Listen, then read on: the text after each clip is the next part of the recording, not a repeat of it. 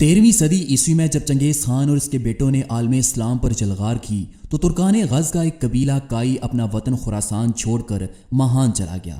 ماہان موجودہ روس میں ترکستان کے مشہور شہر مرو کے قریب ایک گاؤں تھا۔ جب منگولوں نے اس جگہ حملہ کیا تو اس قبیلے کے سربراہ سلیمان شاہ نے 597 ہجری مطابق 1200 عیسوی میں اناطولیہ کا رخ کیا۔ اناطولیہ سے مراد موجودہ ترکی کا وہ حصہ ہے جو ایشیا میں شامل ہے۔ کہتے ہیں کہ سلیمان شاہ کو جہاد کی بڑی خواہش تھی، اسی غرض کے لیے وہ مشرقی اناطولیہ میں چلے گئے اور وہاں انہوں نے 7 برس تک قیام کی، اور اس قیام کے دوران انہوں نے شمال کی عیسائیوں کا قلعہ کما کیا جو کہ اخلاق آ کر لوٹ مار کیا کرتے تھے۔ انہوں نے شمال کی بازنطینی یعنی کہ رومی حکومت سے ٹکر لی، جس کا مرکز طرابزون یعنی کہ موجودہ ترکی کی ایک اہم بندرگاہ تھا۔ اس کے بعد سلیمان شاہ نے شام کے مشہور شہر حلب کی طرف پیش قدمی کی۔ اس پر کچھ مورخین لکھتے ہیں کہ سلیمان شاہ حلب کی جانب اس لیے گئے تھے کیونکہ ایک تو ایران میں منگولوں کی واپسی شروع ہو گئی تھی، دوسری یہ کہ سلیمان شاہ آخری صلیبی جنگ میں شرکت کے لیے بیت المقدس جا رہے تھے۔ جب سلیمان شاہ کا قافلہ حلب کے قریب دریائے فرات پر پہنچا تو سلیمان شاہ دریا پار کرتے ہوئے پانی میں ڈوب کر جاں بحق ہو گئے۔ سلیمان شاہ کی وفات کے بعد ان کا بیٹا ارطغرل غازی اپنے بھائی سنگو تکن کے ساتھ کائی قبیلے کے 340 گھرانوں کے ساتھ اناطولیہ کی جانب روانہ ہوا۔ اس وقت سلجوقی تخت پر عظیم سلجوقی سلطان علاؤ الدین کیقوباد تخت نشین تھے۔ جب ارطغرل غازی اپنے جنگجوؤں کے ساتھ سیواز شہر کے قریب پہنچے تو یہاں ایک میدان میں انہیں 2 فوجیں آپس میں جنگ کرتی ہوئی نظر آئیں۔ ان میں سے ایک حریف طاقتور تھا جبکہ دوسرا کمزور۔ ارطغرل غازی نے کمزور حریف کی مدد کرنے کا فیصلہ کر لیا۔ یہ بھی ممکن ہے کہ انہوں نے فوجوں کے پرچموں اور سپاہیوں کی وضع قطع اور لباس سے بھی ان کی قومیت اور مذہب کا اندازہ لگا لیا ہو۔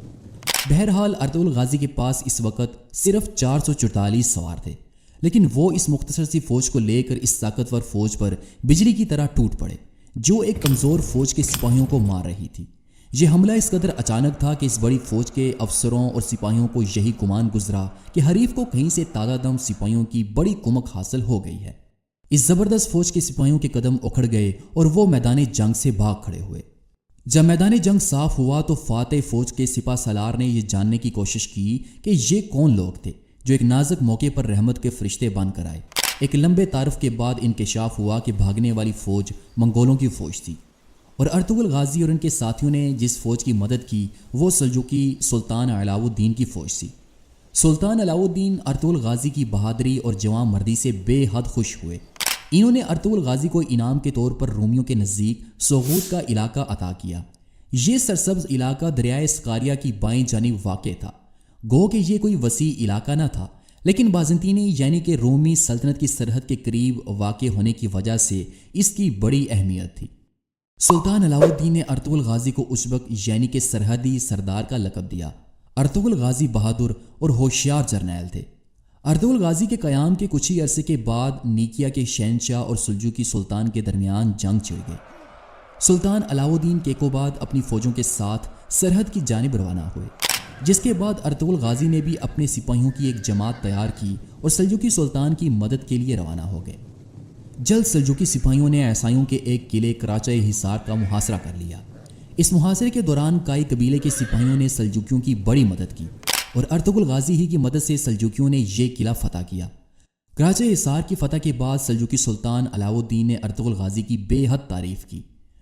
ارطغرل غازی جب سرحد پر رومیوں کے ساتھ جنگ میں مصروف تھے تو انہوں نے اس دوران اپنے نوجوان بیٹے عثمان غازی کو سلطان علاؤ الدین کی خدمت میں پائے تخت کونیا بھیجا۔ ارطغرل غازی جو کہ انتہائی بہادر، باصلاحیت اور نیک شخص سے، انہوں نے کراچہ حصار کی فتح کے بعد بیلیجی قلعے کے ٹیکفور کو سلجوقی ریاست کو ٹیکس دینے کا مطالبہ کیا، لیکن اس کے تھوڑے ہی عرصے کے بعد یعنی کہ 1281 عیسوی میں کائی قبیلے کے سردار ارطغرل غازی کا انتقال ہو گیا۔ ارطغرل غازی کے انتقال کے بعد لوگوں نے سوغوت شہر میں ارطغرل غازی کی اولاد میں سے عثمان غازی کو کائی قبیلے کا نیا سردار منتخب کر لیا، کیونکہ وہ ارطغرل غازی کے بعد عثمان غازی کو ہی کائی سردار کے طور پر دیکھنا چاہتے تھے۔ عثمان غازی کو اپنے والد کی جانب سے سلجوقیوں کا دیا ہوا ایک سرحدی عہدہ ملا جو کہ اس وقت چاروں اطراف سے دشمنوں سے گھرا ہوا تھا۔ عثمان غازی اپنے والد کی طرح نہایت بہادر اور طاقتور ترین سردار تھے، اور اس کے ساتھ ساتھ وہ جنگی حکمت عملی سے بخوبی واقف تھے۔ وہ انتہائی ثابت قدم اور صابر انسان تھے۔ عثمان غازی نے اپنی زندگی اسلام کے لیے صرف کر دی وہ ایک ایسی ریاست قائم کرنا چاہتے تھے جہاں پر اسلام کا بول بالا ہو اور ایک عالمی نظام قائم ہو جس کے جھنڈے کے نیچے عالم اسلام کے مسلمان امن کے ساتھ رہ سکیں، اور اس خواب کی تکمیل کے لیے انہوں نے کوئی موقع ہاتھ سے نہ جانے دیا۔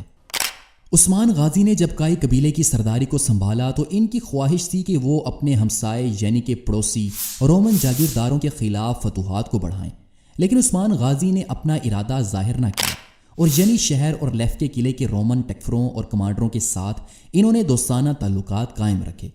لیکن اس دوران اناگول کے ٹیکفر آیا نکولا نے سمجھ لیا کہ عثمان غازی در حقیقت تو دوستی کا ہاتھ بڑھائے ہوئے ہیں، لیکن اصل میں وہ اپنی فوجوں کو جمع کر رہے ہیں تاکہ وہ رومی زمینوں کو فتح کر سکیں۔ اس لیے عثمان غازی کو روکنے کے لیے اور سلطنت عثمانیہ کی طاقت کو توڑنے کے لیے اس نے عثمان بے کے کئی وفادار اور حامی ترک قبائل پر حملہ کر کے ترکوں کو شہید کر دیا۔ رومی گورنروں کی جانب سے مسلسل حملوں سے تنگ آ کر عثمان غازی نے اناگول کے گورنر آیا نکولا کے خلاف حملے کی منصوبہ بندی کی اور وہ اناگول کو فتح کرنے کی تیاری کرنے لگے۔ اس مقصد کے لیے انہوں نے اپنے والد ارطغرل غازی کے دوستوں اکچا کوچا، ترگو طلب، کونور الب اور عبد الرحمن غازی سے مشاورت کے بعد جنگی تیاری شروع کی اور جلد وہ اپنی فوجوں کے ساتھ رومی سرحد میں داخل ہوئے۔ یہاں ان کا سامنا آیا نکولا کے زیر کنٹرول رومی فوجوں کے گھات میں ہوا، جہاں ایک بڑی وادی کے دونوں اطراف سے درختوں میں چھپے رومی سپاہیوں نے اچانک عثمان غازی پر حملہ کر دیا اور ایک سخت جنگ شروع ہوئی۔ عثمان غازی اور ان کی فوج کو بڑی مشکل کا سامنا کرنا پڑا اور بے شمار ترک اس حملے میں مارے گئے، جن میں عثمان غازی کا بہترین جنگجو بائے ہوجا بھی شہید ہو گیا، اور عثمان غازی بڑی مشکل سے رومی حصار کو توڑ کر اپنے سپاہیوں کو زندہ واپس لانے میں کامیاب ہوئے، اور یوں اس جنگ میں دونوں میں سے کسی بھی فریق کو فتح حاصل نہ ہو سکی۔ اس ابتدائی شکست کے بعد جب عثمان غازی واپس سوغوت شہر میں آئے تو وہ بے حد اداس تھے۔ وہ اپنے خیمے میں گئے اور خود کو خیمے میں بند کر لیا۔ انہوں نے نماز ادا کی اور اللہ سے مدد مانگی اور خوب گڑ گڑا کر روئے، جس کے بعد عثمان غازی کو نیند آ گئی اور وہ وہیں سو گئے۔ جب عثمان غازی رات کو سوئے تو انہوں نے ایک بڑا ہی خوبصورت خواب دیکھا۔ انہوں نے خواب میں دیکھا کہ ان کے شیخ ایدابالی کے سینے سے ایک چاند نکلتا ہے جو کہ ان کے سینے میں داخل ہو جاتا ہے۔ پھر وہ دیکھتے ہیں کہ ان کے یعنی کہ عثمان غازی کے سینے سے ایک تناور درخت نکلتا ہے۔ یہ درخت بڑا ہو کر ایک سایہ دار درخت بنتا ہے اور ایک دنیا پر چھا جاتا ہے۔ عثمان غازی صبح کو بیدار ہوئے تو وہ اپنے شیخ کے پاس گئے اور انہیں اپنا خواب بتایا۔ شیخ ایدابالی نے کہا کہ میرے بیٹے، اللہ تعالیٰ تمہیں اور تمہاری اولاد کو سلطنت نصیب کرے گا اور میری بیٹی تمہاری شریک حیات ہوگی۔ اس کے بعد عثمان غازی کا نکاح انہوں نے اپنی بیٹی کے ساتھ کر دیا۔ کہتے ہیں کہ اس خواب کی تعبیر کے بعد عثمان غازی نے اپنی تلوار کو، جس سے انہوں نے بے شمار جنگیں جیتی تھیں، کو مضبوطی کے ساتھ اپنے سینے کے ساتھ لگایا۔ یوں عثمان غازی کی ہمت اور خود اعتمادی لوٹ آئی، جس کے بعد عثمان غازی نے کراچا حصار قلعے پر قبضہ کرنے کے لیے ایک منصوبہ بنایا۔ کراچا حصار دراصل اناگول کی فتح میں بنیادی رکاوٹ تھا اور عثمان غازی کو پہلے اس پر حملہ کر کے اسے ختم کرنا تھا۔ یہ قلعہ اناگول شہر سے تقریباً 5 کلومیٹر مشرق میں واقع تھا اور اسے اناگول شہر کی حفاظت کے لیے بنایا گیا تھا۔ اگر اس قلعے پر قبضہ کر لیا جاتا تو اناگول شہر کو فتح کرنا نہایت آسان ہو جاتا۔ چنانچہ کراچا حصار کی فتح کے لیے عثمان غازی نے اپنے چند ایک جاں نثار سپاہیوں کو رومی فوجیوں کے بھیس میں قلعے میں داخل کیا۔ عثمان غازی کے ان جاں نثار سپاہیوں نے رات ہونے پر شہر کے دروازے کھول دیے۔ اس دوران عثمان غازی، جو کہ شہر سے باہر گھات لگائے ہوئے بیٹھے تھے، وہ اپنے 450 جنگجوؤں کے ساتھ تیزی سے شہر میں داخل ہوئے اور انہوں نے شہر میں موجود تمام عیسائی سپاہیوں کو موت کے گھاٹ اتار دیا، جس کے بعد عثمان غازی نے اس قلعے پر قبضہ کر لیا اور اس کی دیواروں کو گرا دیا، جس کے بعد اناگول شہر غیر محفوظ ہو گیا کیونکہ اس کی اپنی دفاعی چوکی یعنی کہ کراچا حصار تباہ ہو چکا تھا۔ یہ عثمان غازی کی پہلی فتح تھی۔ کراچا حصار کے تباہ ہونے کے بعد اناگول کے ٹیکفر آیا نکولا نے کلوچے حصار کے گورنر کو ایک خط لکھا کہ ہمیں مل کر عثمان کو ختم کرنا ہوگا، نہیں تو عثمان ہمارے علاقے چھین لے گا۔